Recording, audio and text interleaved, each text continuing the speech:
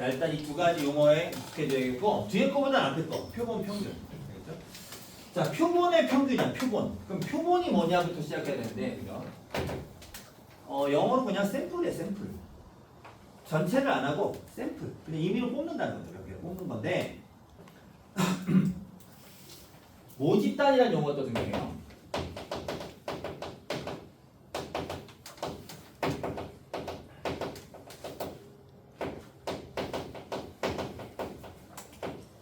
자, 모집단에서 뽑은 게 표본이야. 그래서 표본을 어떻게 쓰냐면 집단이기 때문에 이렇게 써요. 이런 식으로 라지 X를 써서. 자, 우리가 그냥 평균할 때, 그냥 평균, 일반적 평균할 때 썼던 용어가 별량이었죠. 별량. 그죠? 데이터. 이거 쓸 때 어떻게 썼죠? X1, X2 썼잖아요. 그죠? 요건 이제 단일 개체니까 이거 쓴 거고, 저거는 하나일 수도 있어. 저게 하나만 가지고도 만들 수 있고, 아니면 저 안에 여러 개가 들어갈 수도 있는 거예요. 그죠? 모집단은 이런 걸 모집단이라고 해. 만약에 A라는 고등학교가 있어. 그 학교에 있는 학생 수가 만약 500명이면 그 500명 전체가 모집단이에요. 전교생이 500명이면 이게 모집단이야. 근데 마침 선생님들이 뭘 학생들한테 조사를 하고 싶은 거야. 그럼 실제로는 500명을 다 조사하는 게 제일 정확하죠. 그래야 그것이 우리 학교의 의견이 되는 거잖아요. 전체 다 해봤더니 이런 의견이더라. 이렇게 할 수 있잖아요. 근데 이게 시간이 많이 걸리고 노력도 고생도 많이 해야 되고 하니까 어떻게 반별로 하자. 학년별로 하고 반별로 하고 이런 식으로 구분하는 거죠. 그럼 만약 반별로 해. 반별로 다 끊어. 반을 다 잘라가지고 반별로 선생님들 각자 담임 선생님이 알아서 조사해오세요. 근데 담임 선생님이 수업들 들어와가지고 조사를 하려 했더니 아씨 20여 명도 많아. 귀찮아. 얘네 다 조사하려고 짜증나. 안 되겠다. 이 안에서 또 샘플 뽑자 하고 의견을 내는 거예요. 교무실에서. 쌤, 그러면 우리 교장 선생님 우리 반별로 5명만 하면 안 될까요? 시간 많이 걸리는데. 그랬더니 오케이. 그러면 반별로 뽑는 거죠. 반별로. 그게 X1, X2, X3 이렇게 되는 거야. 이게 표본이야. 뽑아냈으니까. 알겠죠? 그걸 저렇게 표현하는 거고요. 여기서 우리 평균 낼 때는 어떻게 했죠? 다 더해서 전체 객수 나눴잖아요. 그죠? 똑같습니다. 이것도. 표본의 평균이 필요하죠. 근데 이걸 표본 평균을 어떤 문자로 쓰고 싶은 거예요. 문자로. 그래서 x들이 있기 때문에 평균할 때는 위에다 바를 하나 붙입니다. 이렇게. 저 표시가 이제 일단 표본 평균의 표시고, 이것을 우리가 표현할 때는 일반적 평균과 똑같아요. 이거지 뭐. 다 더해서 n개로 나누면 되는 거야. 알겠죠?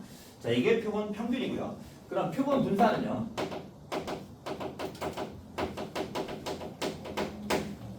S를 보통 씁니다. 여기서는 S제곱을 쓰는데, 자, 우리가 앞서서 배운 거에 따르면 별량에서, 이게 이제 별량이죠. 여기서는 평균을 빼서 제곱을 한 걸 평균을 낸 거잖아 또. 근데 여기가 좀 특이해. n이 아니고 n-야 이게. n이 아니야. 알겠죠? 자, 저게 왜 n이 아니냐는 별건 없어요. 대수적으로 중요할 필요는 없고요. 수치를 보정한 거예요. 보정. 그러니까 저 통계를 다룬 사람들 입장에서는 원래대로 그냥 n 값을 가지고 해봤는데 값이 실제 값과 너무 차이가 많은 거야. 오차가 많다는 거죠. 자기들 볼 때. 그래서 그거를 어떻게 하면 줄일 수 있을까 하다 보니까, 야, 저 n 값을 하나만 줄이면 실제로 우리가 구하려는 값에 아주 가까워져. 이걸 거의 인정할 수 있는 값이야 라는 결론을 도달한 거죠. 그들이. 그래서 1을 빼준 거예요. 그렇기 때문에 무슨 일이 생겼냐면, 원래는 우리가 n분의 1 하면 여기 하나 더 있잖아요. 이런 거 평균 빼준 거 있잖아요. 이게 없는 거야. 이게 못 써. 대수적으로 안 맞으니까. 그래서 이게 하나밖에 없어.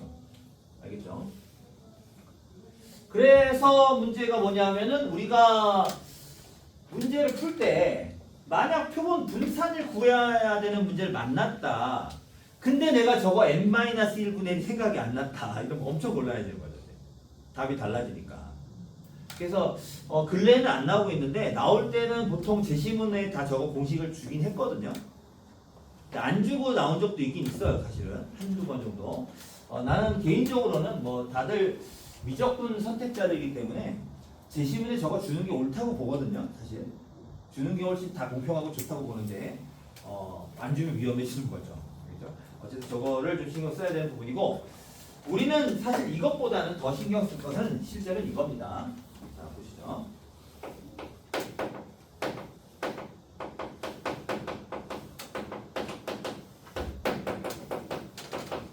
요거예요. 그렇죠?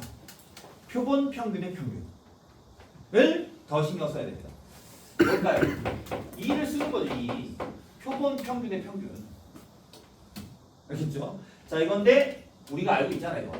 뭐라고? M. M. 결론적으로 뭐예요? 원래 처음 우리 시작할 때 M이랑 기대값이랑 표본 평균의 평균이랑 다 같은 거예요. 아까도 연대 문제 한번 풀어봤죠? 이런 개념을 쓴다니까 문제를 풀 때.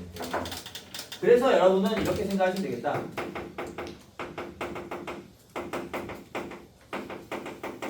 평균의 평균은 평균이다. 이렇게 기억하시면 돼요. 그렇죠? 평균의 평균 평균. 이게 왜 그러냐면 실제로 나온 문제 중에 있어 저게. 이를테면 이런 거야. 문제의 조건과 내가 풀어서 계산해야 될 것이 서로 매칭이 안 맞는 문제를 낼 때가 있어요. 질문은 막 저렇게 평균 개념으로 막 이런 걸 막 줬단 말이에요. 문제 안에 막 있는데 다음 조건을 모두 만족하는 어쩌고 저쩌고 막 준단 말이에요. 이렇게. 근데 여기는 M으로 막 뭔가 또 설명이 돼 있어요. 이게 이거라는 거를 눈치를 못 채거나 개념 연결을 못하면 당최 못 풀어. 이걸 바꿔놓고 풀면 되는데 보통의 문제가 다 그렇잖아. 평균을 일단 구해놔야 그 다음 무슨 순서로 뭘 다 구할 수 있잖아요. 근데 처음부터 이게 안 되면 아무것도 못하게 되는 거죠. 알겠어요? 다 같은 거라는 거 인식을 하시고 풀어야 되겠다. 자 일단 요 개념 중요하고요. 그 다음 여기서 색깔이 있네.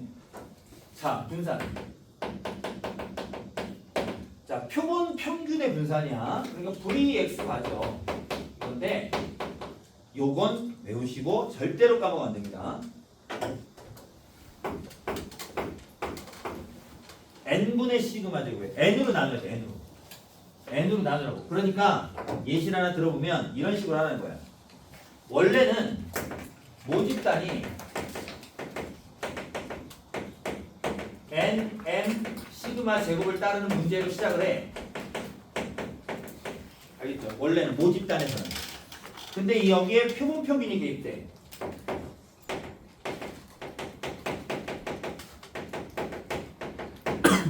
자, 얘는 쟤를 따라가는 게 아니라 n은 안 바뀌어. 이건 안 바뀌어. 평균도 안 바뀌어. 안 바뀌잖아. 다 똑같으니까. 단 분산이 바뀌어. 이걸로. 이걸 따른다. 이렇게 되는 거야. 내용상. 그래서 우리한테 어떤 일이 생기냐면 어떤 문제가 이렇게 나왔는데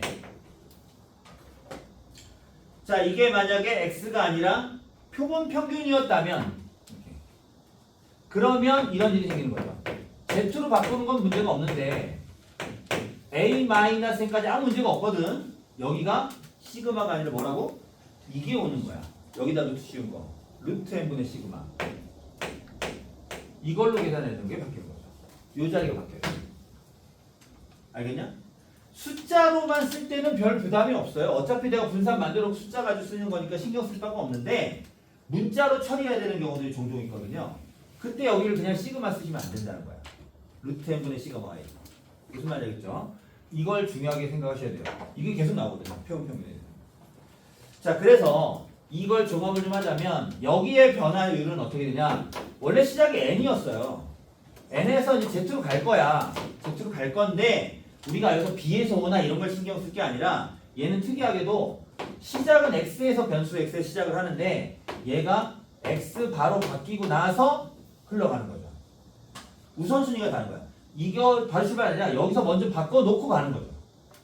알겠죠? 요 순서를 또 기억하셔야 되는 거야. 그러니까 표본 평균 개념이 들어온 문제는 원래 시작은 그냥 nm 시그마 제곱이었던 거야. 근데 문제가 보니까 표본 평균 문제야. 그럼 걔 용도로 즉 표본 평균용 분산을 만들어 놓고 계산을 해야 된다는 거야. 분산을 바꿔서. 근데 그 바꾸는 방법이 딱 뭐다? n으로 나누면 된다.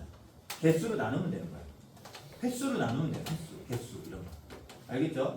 이걸 잊어보면 안 됩니다. 그러면 엉뚱한 분포를 가지고 계산하게 돼요. 답이 다 틀리겠죠. 답이. 알겠냐? 이걸 기억하십시오. 자, 그 다음 이제 마무리용. 자, 표본을 꺼내서 평균을 구했어요. 표본이야, 샘플. 아까도 얘기했지만 반별로 전체 500명인데 다 해봤더니 50명 가지고 계산을 해본 거야. 그럼 우리가 그거 믿을 수 있겠냐? 이건 이 문제에 이제 직면하는 거야. 저 50명으로 한 걸 500명의 의견이라고 볼 수 있겠느냐? 이게 이제 통계 쪽에서는 마지막 관건이 되는 거예요. 그걸 믿게 만들어야 되는 거예요. 이거 신뢰할 만한 수치예요. 믿어주세요 하는 거예요. 알겠죠? 그러니까 뭐해? 표본을 뽑아서 뭘 작업을 한다면 뭐 한다고? 다시 역으로 원래의 것. 그게 뭐야? 모집단. 그 모집단의 평균을 예상하는 거예요. 이러이러할 것이다. 알겠죠? 그걸 우리가 이제 통계에서 이런 표현을 쓴 거죠. 목평균을 수정한다. 목평균. 맞죠? 표본 평균을 이용해서 원래 진짜 평균을 수정한다. 그러니까 수정을 하는데 수정해놓고 뭐 한다고? 이거 믿을 만하냐? 이렇게 되는 거야. 이거 믿을 만하냐고. 전체가 아닌데 어떻게 믿어? 이런 거죠. 그래서 사람들이 그런 얘기 많이 하죠. 농담삼아. 뭐 예를 들면 뭐 서울시 해가지고 뭐 조사를 막 했는데 서울시에 사는 사람들은 뭐 삶의 규모가 어쩌고 저쩌고 저쩌고 그러면 평균적으로 이러이러하다고 합니다. 그러면 사람들이 앉아서 수업을 얘기하는 거야. 야, 우리는 평균이 안 되나 봐. 야, 여기 잘 사는 사람 봤냐? 다들 저기 잘 사나? 내 주변에 아무도 없는 것 같은데? 지금 누구 갖고 조사한 거야? 뭐 이런. 강남 가서 조사했나? 뭐 이런 얘기를 한단 말이야. 쉽게 얘기해서. 그런 식으로. 믿음의 정도가 강하냐 이거죠. 자, 우리가 대표적으로 할 거는 여기서 이겁니다. 지금 현재로는 지금 다 NM 시그마 가는 걸로 하는 거예요. 자, 보세요. 자, 신뢰도. 교과서상에서는 두 가지 정도를 다루는데 신뢰도가 95%. 인 신뢰 구간. 과 99%. 인 신뢰 구간. 이 두 가지를 다룹니다. 시계 구조는 당연히 똑같습니다. 자, 95%인 신뢰 구간은 우리가 뭘로 한 거라고요? 표본 평균으로 한 거잖아요. 표본 평균. 알겠죠? 자, 봐봐. 이를테면 이거 외워야 돼요. 여기 쓸 걸 외워야 되는데 여러분이 이런 거야. 나오게 된 계기가 표본 평균이니까 어떤 표본 평균이 있는데 이게 어떤 값이 이하야 이렇게 확률을 구해달라는 거죠. 이걸 이렇게. 오케이? 근데 이거를 절대값을 붙여요. 그럼 이걸 Z로 만들려면 어떻게 해야 돼?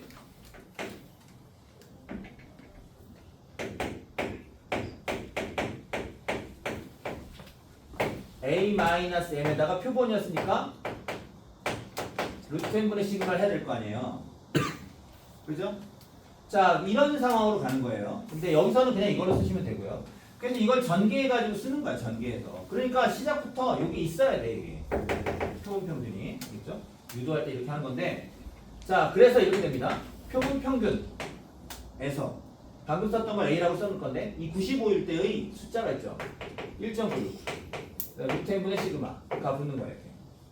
그것과 이게 뭐 평균이야? 이렇게 식이 나옵니다. 이 부분이. 이게 목평균이에요. M자리가. 자, 요거는 숫자만 바뀌어요. 2.58.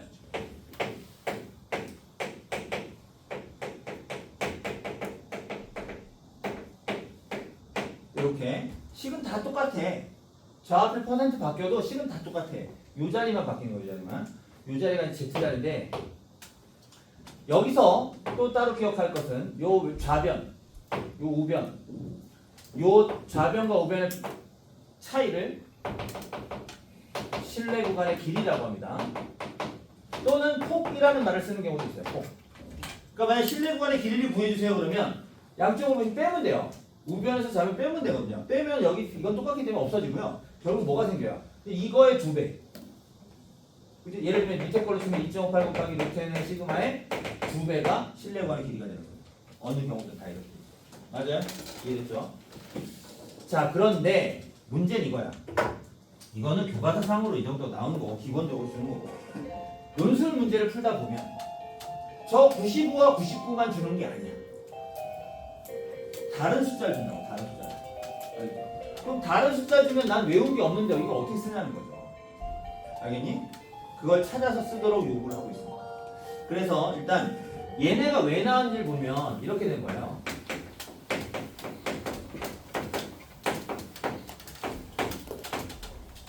자, 확률이 저 있는 숫자를 쓰면 1.96 여기를 써요. 일단 1.96. 요 1.96 쓰면 이게 얼마냐면 0.475거든요. 근데 이 0.475를 2배 하시면 0.95야. 95%. 1.96이 나오게 된 이유가 표에서 나온 거야. 표에서. 그거 왜 2배를 하지? 이거지 뭐. 0부터 1.96까지 하고 반대도 이렇게 해줘야 전체 이만큼 되면 이게 95%라는 거야. 확률 0.95니까 양쪽으로. 그래서 절대값이 돼서 나온 거라고. 그러면 마찬가지겠죠? 2.58도 마찬가지입니다. 이것도 0.99 2로 나누잖아요. 0.40인가요? 그래서 0.49를 2배 하시면 이게 0.99가 되는 거야. 맞죠? 자, 나오게 된 계기를 알게 됐으니 이제 우리는 문제 좀 이따 너희들 풀 문제 나온 숫자를 하나 써볼게요. 98.76% 신뢰도 이렇게 나온다고. 실제 나온 거야. 그럼 나는 이걸 쓰고 싶은데 문제가 이걸 풀려고 쓴 거야. 난 구조를 다 알고 있어. 요거만 구하면 돼. 요거만 어떻게 하라고? 이거 나오면 98.76을 일단 2로 나눠. 2로 나눠. 거꾸로 가는 거야. 2로 나눠요. 나는 얼마면 돼요? 49.38인데. 그러면 여러분들한테 문제에 나와 있는 그 표에 0.4938이 나와 있어. 이게. 그러니까 그걸 찾는 거야. P 해놓고 0 해놓고 Z 해놓고 여기에 뭐가 써 있을 거야. 이게 0.4938이 여기 있을 거야. 요게 요 자리에 들어가는 거야. 이해됐어요? 그러니까 주어진 신뢰도를 2로 나눈 다음에 표에서 찾으면 되는 거야. 의외로 간단하죠? 다 기억해야 됩니다. 이거 꼭. 자, 이렇게 해서 실제로 신뢰 구간의 구간을 잡는 방법과 이 숫자를 잡는 방법 두 가지를 알려드렸어요. 하나는 외우셔야 되고 하나는 방법을 기억하셔야 되고. 아시겠죠? 이걸 해놓고 이제 문제를 푸는 거야. 아시겠죠? 뭐 여기가 왜 95, 99가 어떤 의미를 담고 이런 것도 내가 설명을 해줄 수는 있지만 그거 하다가는 문제 못 풀기 때문에 하진 않아요. 자, 요거 질문 있을까요? 내용?